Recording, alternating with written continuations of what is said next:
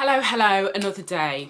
So, if within your business you are working on or just about to go and do a listening forum, so like one of the things that I said very early on is recommended, so it's not, you don't have to do this, but as a better alternative to unconscious bias training, I talked about using this moment to centre the voices of your Black colleagues. So some people have just gone and, they've gone to their Black forum and they've sat down with, the members of the forum and they've gone, right, just talk to me. And then they've been very surprised at the reaction. And partly because the people who are facilitating that are probably not the right people to do it in the first place. Do you know what I mean? Like, just because, and you have to understand, for your Black colleagues, that they've been living and breathing this for years. So just because you, as a senior leadership team, or, you designated the HR person, you've decided to care about this to the extent that you're willing to do something and acknowledge it. Just because you demand, like, oh yeah, we're here, we're ready, we're waiting to listen. Don't expect everybody to greet you with open arms, and don't expect to get the tangible list of things that you must do as a business in a neatly packaged, 10-point slide or whatever. It doesn't work like that. The other thing that some businesses have done, and I know this because I have facilitated them myself, is they've held listening forums for the benefit of the whole organisation. And yes, this is a challenge, but I honestly would advocate for businesses to do that. And this is where you take a few of your Black colleagues, you centre them and you get them to talk about their experiences, and you create a safe environment. And that's where, having somebody who can facilitate that safely, probably not somebody within your business, if I'm really honest, is a good thing. But also it enables the rest of your colleagues and leadership teams to listen in without interjecting, without asking questions based on trying to get things level in their mind or within your mind, right? So it can work really well. When I've done these, one of the questions or the discussion points that is always at the forefront almost is, one, how far do we take it? And I've addressed that in another video. But the other thing is the concern of the reactions from employees that haven't yet got the memo. So the reason why I'm talking about this is because I yesterday shared a post about Cisco, the tech business, and they held a version of this listening forum. I think they had a couple of speakers in. I think they had 30,000 people kind of tuning on, whatever else it is.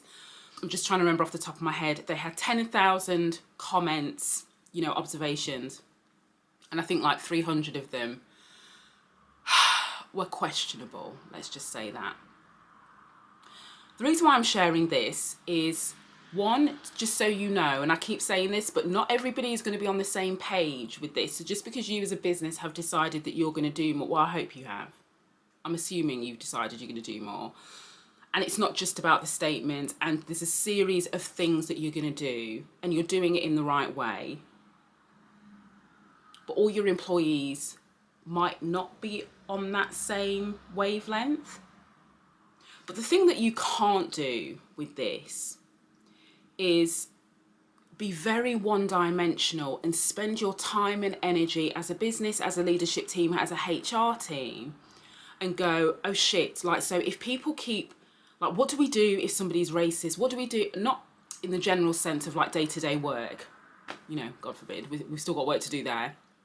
But what if somebody says something, they types in these, whether it's anonymous or not, chat rooms, Slack, Yammer, Teams, whatever it is that you use as your internal communication system and for you to facilitate some of these listening forums. And they're going, oh my God, so what's the policy? What do we say? What's the scale of, ignorant to unacceptable? And then there's a lot of time and energy spent into making sure that you've got a policy, a procedure, an approach, to that. I'm not even going to get into, where some people have said to me, well, I feel like it's good that we know so then we can work with them and we can take our time. This is even for people who have said obviously racist things. Do you know what I mean? And anyway, that like I get it that as a business you want to be seen to take everybody on the journey, you want to be seen to be supportive. But it goes back to my point about values. Like if your values as a business is about respect and integrity, I'm sure you've got more meaningful values than that, but I'm just using that as an example. I struggle with why we have to debate and question if somebody's racist, what do we do on that scale. So that's why I'm like, rolling my eyes. I struggle, and I struggle to be able to articulate like the other side of the coin with this, because for me there is no other side of the coin. So somebody else can deal with that, because I don't even know what to say, to be honest. But the point that I'm trying to make is you cannot focus all of your attention in this space again on the obvious signals of racism, because I keep saying like it's not just about that, it's about the structural things. And my concern is that, and I'm basing this on some of the concerns and the comments that people are sharing with me, whether that's employees, whether that's board teams, whether that's CEOs, whether that's chief people officers, it's all kind of part of the same thing. And we're going back to, if you only focus or put the majority of your resources to tackling overt forms of racism, you are treating the symptom, not the cause. I'm not saying ignore it. I'm not saying don't have a procedure or whatever else it is that you need. But the reality is you already have procedures. They're called disciplinary procedures. Like, you don't need a new one just to deal with this. That's what I struggle with. There should be no need for any new policy, any new procedure. You might want to remind people about it, but it shouldn't be. Most businesses, I'm assuming, have something about racism under gross misconduct. So it's a non-conversation. But the fact that we're having this conversation about it tells me there is more at play, because then why are we wasting our time going, what do we do, what do we do, what do we do? And again, a few people have said to me, well, like they've said some of this stuff, but then like freedom of speech. And I'm going, freedom of speech doesn't mean that you can be racist and out of order. Do you know what I mean? But the structural or the systemic issues of racism within the business, that's where the gains are to be had. That is where they are to be had. That's when you as a business start to understand and take the time to understand how the structural pieces within how you run your business are blockers to certain groups.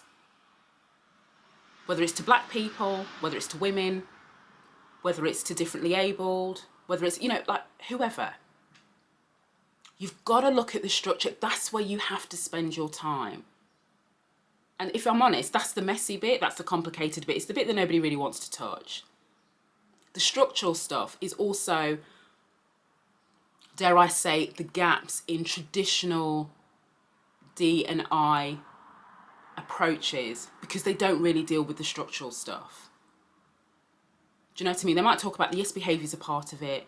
Do you know what I mean? Yes, your policy and procedures are part of it. But it's more than that. It is more than that.